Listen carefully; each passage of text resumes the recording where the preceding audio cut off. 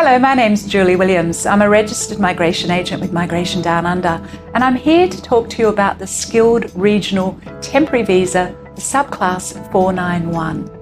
The Subclass 491 is for people that are working, living, or wish to work and live in a regional area of Australia. And at the moment, that's anywhere outside of Sydney, Melbourne and Brisbane. The Skilled Regional Visa is points-based. You do need to get a minimum of 65 points to be considered to lodge what's referred to as an expression of interest. You do need to be nominated by a state or territory, or perhaps an eligible family member. An eligible family member is someone that is usually resident or usually residing in a designated area or migration, or I should say a designated regional area. And the eligible relative can be a parent, it can be a child, it can be a grandparent, it can be a first cousin, uncle, aunt. So there is a range of ability there, but again, that relative does need to be generally residing in a regional area. Otherwise, the most common way to be nominated is through a state and territory, which can be very competitive. Each state and territory gets a number of allocations each year, and with some states and territories, they don't necessarily open this up to everybody offshore. And if they do, they've got additional criteria that needs to be met, because each state and territory, if they are going to nominate you, they do want to see that you're genuinely interested in residing and working in their state or territory of Australia.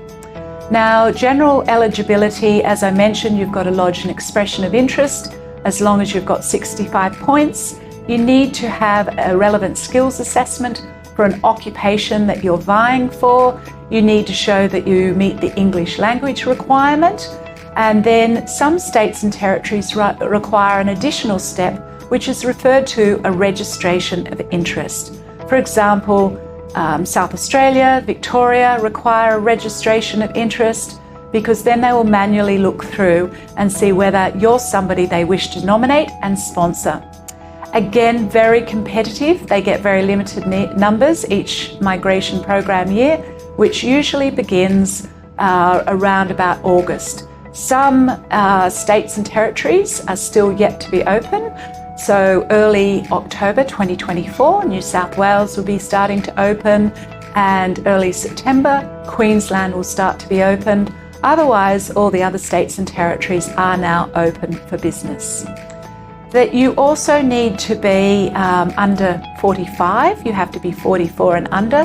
The younger you are, the better opportunities you have. And some states and territories are also putting emphasis on the salary that you're receiving and the level of work experience you've got. So obviously, the higher the salary shows that the higher skilled that you are and much more attractive to that state and territory. Each state and territory has their own industry sectors that they're targeting. A lot are targeting education, construction, health sectors, in some ways IT as well. And then others are not necessarily going by occupation. They're more looking at what their needs are for their state. They also look, if you are in a relationship, de facto or married, they're looking at your partner's skill set as well. And if your partner is highly skilled, then that will also propel you up to the top of their invitation list. When our invitation rounds are conducted, each state and territory is quite different. Some of them do on a monthly basis, some of them might do bi-monthly, and once the allocations are exhausted, that will be the end until the new financial year, which begins on the 1st of July each year. So again, it's very competitive, it's points-based. You do need to have a skills assessment, you do need to have high level of English language, and it can be very confusing, and you do need to be able to have a commitment to reside in that regional area. So if you feel that you can meet the requirements, book in a consultation with one of our experienced migration agents to be able to navigate a strategy for you and a pathway that hopefully will also see that you get an invitation to be able to lodge a visa for the 491. And once granted, that 491 will be issued for 5 years. And after 3 years of residing and working in your skilled occupation, then you can pathway into permanent residency.